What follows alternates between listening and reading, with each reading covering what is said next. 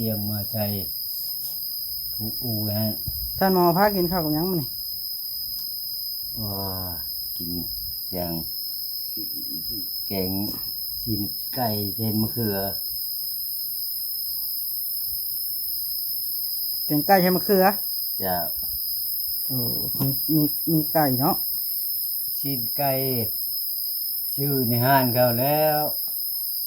ชิ้นไก่พันธุ์เขามาขายโครงไก่เออเป็นอะไรท่านหมอบ่ได้ให้จ้ะบ่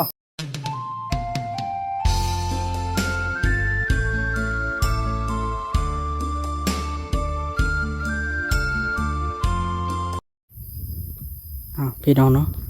เปิดภาพขึ้นมากอะอยู่เฮือนของท่านหมอพี่น้องบ่ฮู้ว่าเพิ่นไปไสหรือว่าเพิ่นพักผ่อนบ่ไปเบิ่งน้ำกันพี่น้องนี่ล่ะพี่น้องเนาะเอาเถอะอยู่ที่กันของท่านหมอพี่น้องเพิ่นพักผ่อนบ่หรือทางใด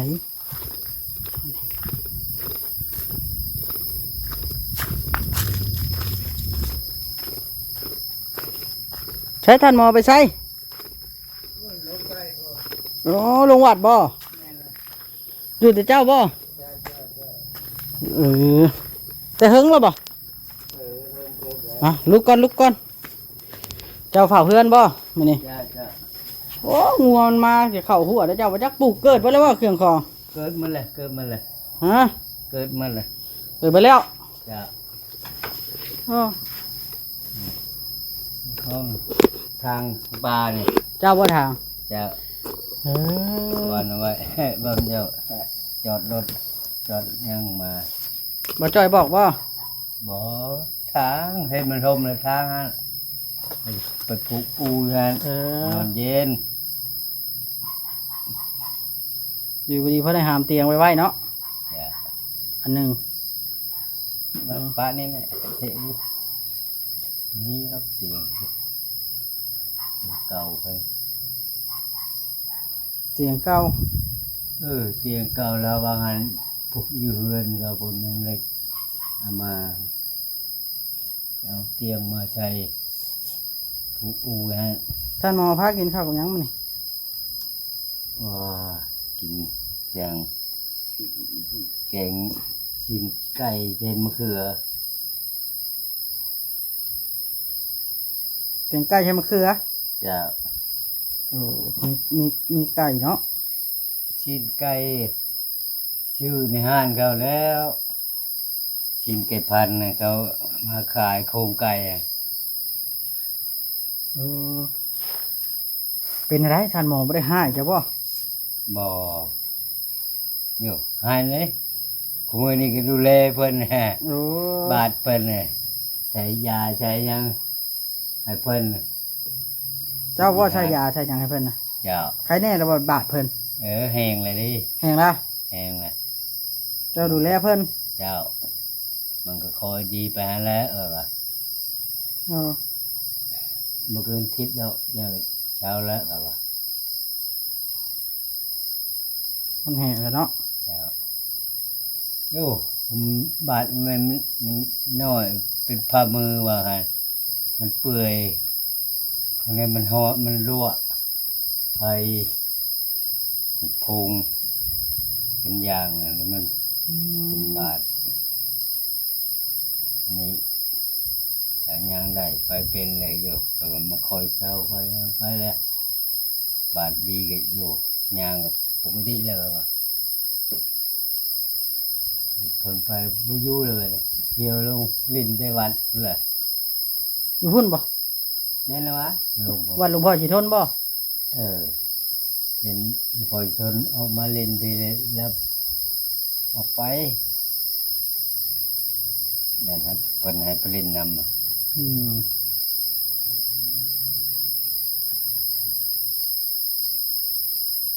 โอ้ตัวท่านหมอเนาะเด็ดอ่อนพอแล้วเพิ่นมาเลยแต่ละเทื่อเด็ดอ่อนว่าเพิ่นจะมาเพิ่นจะไปได้แม่นแหละท่านหมอนี่แล้วย่างหันอยู่บ่ ก็บ่หันแหละ ช้ำเก่าแล้วนะบ่ หอกไข่แน่ไข่แน่แล้ว ย่างไว้เติบแล้วเนาะ แม่นแล้วอย่างไว้นี่แหละบาดถือบาดบ่ได้ถือไม่กันเท่าเพิ่นนี่ บาดถือบาดบ่ถือ แม่นเลย โดยสิว่าชื่อฝากท่านหมอฝากเจ้านี่ละเจ้าเป็นผู้อยู่ แม่นเลยใครอยู่ก็กินผู้นั้นแล้วกิน กินน้ำมากก็กินน้ำกันนี่แหละ อืมข้าวสิเบิดกินแล้วบ่ข้าว เจ้า ยังได้บ่ครับหนึ่งช่องครับ อยู่ไหนได้ จ้า อืมท่านหมอไปตักให้คนบ่ บ่อุ้ยแต่ไอ้ไฟ ไผเอาไก่มาให้จ้ะ ชิ้นไก่ชื่อในห้าน เออ ชิโครงไก่นี่คือไก่พันธุ์น่ะเขามาขาย เขาเฮ็ดทงขาย เดี๋ยวนี้ชื่อน้ำเขา ชื่อน้ำเขามาผักแกงทีละเล็กทีละน้อยอะไร อืม ยอมกินว่า ก็กินใช้ชีวิต2 คน แม่นะอยู่เอาอะกินใช้เอาไปหาบ่ได้ เพิ่นเบิดข้าวเด้เทียดจะได้บาดนี้ จักนะจักลำเพิ่นแหละไอ้เพิ่น ลงคออยู่วัดพุ่นแหละ เพิ่นสิลงขออยู่วัด อยู่ ท่านบ่มีเนาะ ท่านบ่มีกินแล้วก็ว่าไปกอเลยอยู่วัด ท่านบ่มีได้อเนาะ อยู่ แม่นแล้ว ไปบนอื่นบนไกลไปบ่ได้ ไปทางไหนบ่จักทางไปลาวเลยนี่สิเที่ยวลงวัดนั่นแหละ ส่วนมากเราลงวัดของมือบ่ แม่นแหละมื้อลงเล่นน้ำยาพอ ลงดินน้ำยาพ่อ แม่นเลยยาพอมาเอามาจากบ้านใหญ่ก็เอามาเล่นนี้ อื เดี๋ยว ม ละมึงเพิ่นเคยลงไปเล่นไปเล่นไปแอนน้ำเพิ่น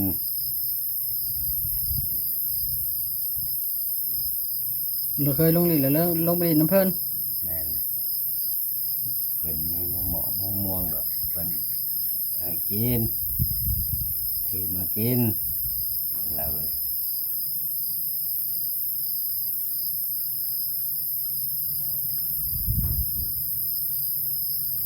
ส่วนมากนะแล้วอย่างลงเองแล้วไม่ได้ให้ผายพาลงเนาะ บ่แล้วไปเปรียวแล้วแหละ เราก็แสดงว่าเราก็นั่นเติบได้นี่ นั่นแหละ หันเติบแล้วได้ หันแล้วบาทละดีมันยังกี่หันแล้วคือใครแน่เพราะว่ามันคาบาทนี่แหล้วว่ามันเข่งมันยังแหละมันจองเจ็บ อืม มันกันยังปะปานแล้ว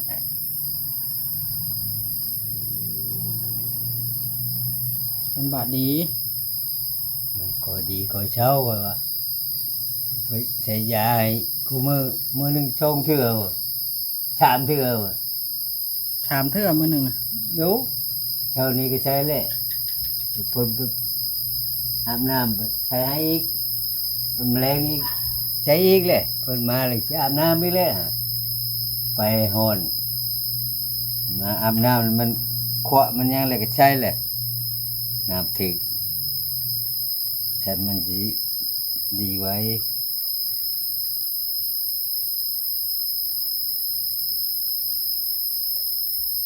ใช่มันบดีไว้เด้วยเนาะ เดี๋ยวเขามาคอน้ำมันก็แห้งแล้วก็มันก็ชีดแล้วก็ปุ๋งอ้อมเข้าเลยในใช้ยาแล้วมันแกรงเลยยางอยู่มันเคลื่อนมัน มันเข่งเนาะ มันเก่งมันควายเลย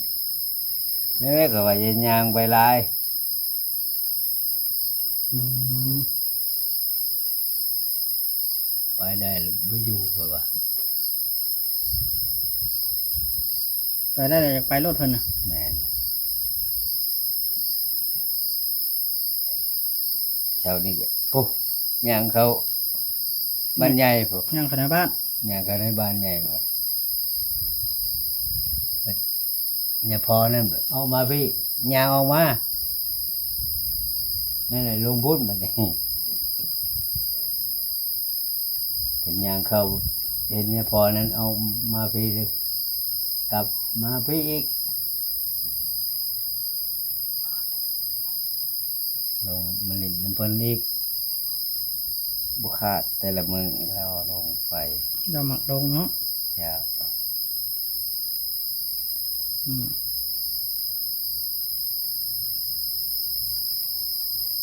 ถือว่าท่านหมอนี่แล้วก็มักไปลิ้นพี่น้องเนาะ แม่นแล้วโอ้ยเราเป็นอายุชูบริยูเนาะแต่เราอยู่ดีกันดิไปอยู่บริเวณเลยไปเล่นเก่าก็พูดเลยแถวบ้านใหญ่ไปเลยทางในบ้านไปเลย ทางในบ้าน ทางในบ้านเล่นอยู่วัดพูดเลย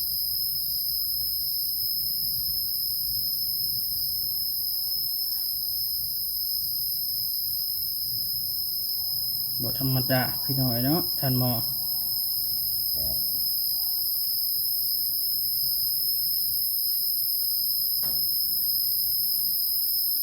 ท่านหมอนี่ไปแบบมารับมาร้อยอีหลี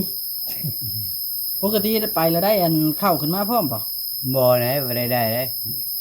อย่างได้ก็เล็บม่วง อืม สองหน่วยยำได้ไป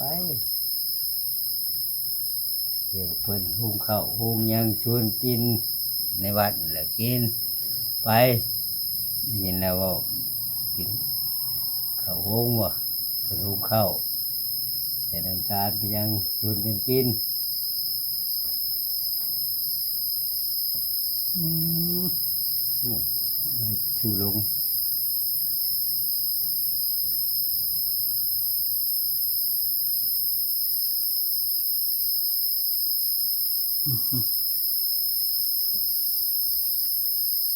ไปขาชวนนี่จะมาแบะมาจะมางัวมานี่แหละเทินเลย เจ้าห ปลู นุ่ ก มแม่มาหนุ่มมา เทินเลยปลูกเลยเผาเลยบัดนี้นั่นขอปุ๋ยเนี่ย บ่จ่อยบ่ ปลาจอยเพิ่นไว้ชื่อ แปลเพันธุ์สิซื้อมาให้บ่เพิ่นว่า แต่ว่า มันใหญ่เติบแล้วบ่เจ้าจังเอาปุ๋ย ใหญ่เลยฮะ อืม กำลังใช้เลยหยดปุ๋ยใหญ่แม่นได้เฮาสิฝึกแครอท เออ ฝึกมันก็ตายเลยใช้ในน้ำโคลนปุ๋ยอ้วนเนี่ยโคลนเลยครับหยดใช่ คอยใช้เธอหน่อยบ่ อย่า เออ เราเลี้ยงให้มันใหญ่บับ อื บัด ม บับบัด ว่าบ่ท่านหมอบ่อยู่เนาะ อย่า เสียอันเสียเที่ยวเนาะท่านหมอรับบ่อยู่ ไม่อยู่วัดนะ แล้วมักไปอยู่วัด ไปนำมาแล้ว นำอยู่วัดพู ในวัดนั่นแหละนะฮะบุมีแล้วเราว่าโรงเรียนวัดก็ เดาว่าลงเรียนวัดก่อนบ่ล่ะวะ จะ อืม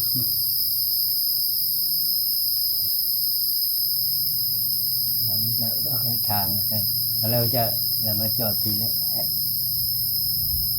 มันก็ธรรมดาพี่น้องเนาะท่านหมอก็บ่อยู่รีบไปลิ้นชั่วมื้อสามหนุ่มน่ะอยากมาอยู่นำบ่ช่วงหนึงแล้วมาบ่ บ่มาวันนี้มาเล่นน้ำมาชุบยาเลยเราเมื่อ จะลั่นน่ะบ่ จะรันนั่นแหละ ผู้อื่นบ่ได้มาบ่ บ่ เขาบ่จักเนาะ นี่นเขาก็บ่เคยมาเขาก็บ่มาแหละ จะลั่นบ่เคยอยู่เนาะ จะรันบ่เคยอยู่แหละมาเล่นน้ำมาเล่นนอนแล้วก็มือ อืม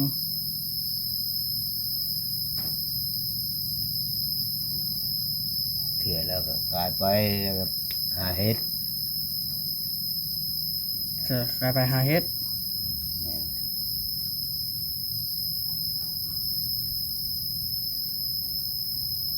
กลายไปหาเฮ็ด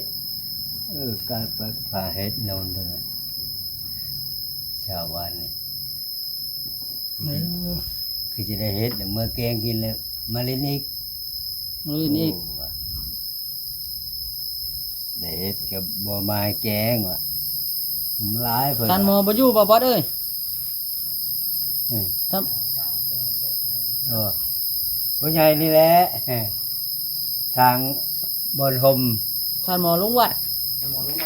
ไว้ผูกผูกยังลินอนเย็น สำบายดี บายดีบายดี ท่านหมอลุงวัด ท่านหมอบ่อยู่ เอ้า คือว่าอย่างนั้นบาทนี่ เพิ่นลงวัดผู้เพิ่นมาลงลิ้นวัดว่อนจ้ะ ไปคุมื้อว่ะ เออ เราเปิดความลับท่านหมออีกล่ะ ไปคุมื้อ เลสนะฮะ นั่นแหละหาก็มา มาละ เดี๋ยว กินน้ำกันเด้อบัดนี้ จ้ะเข้าบ้านใหญ่แบบเนี่ยพอเอามาพี่แบบน้ำลงไปเล่นอีกไปก็ว่าไปได้แหละ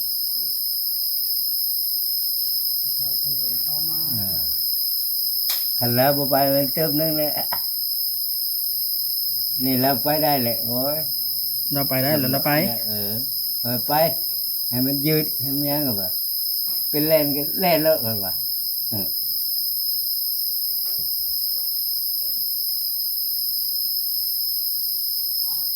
อืม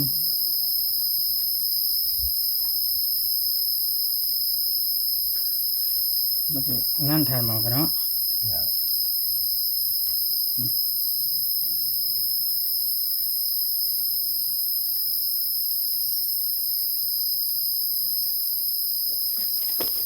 เจ้าเนาะเป็นผู้หนึ่งเข้าแต่ละมื้อเนาะ โอ้คนนี้นะนำข้าวเฮ็ดอยู่เฮ็ดกินชวนเพิ่นกินเพิ่นนี่ได้เฮ็ดหยัง